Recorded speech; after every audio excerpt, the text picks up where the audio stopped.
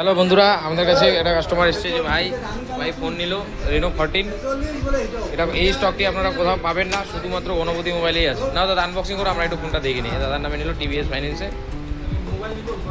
এই যে মোবাইল নিবে, এদিকে B70 সবাই একদম ঠান্ডা। এদিকে লগ ইন হচ্ছে, বাজাজ ফাইন্যান্স হচ্ছে।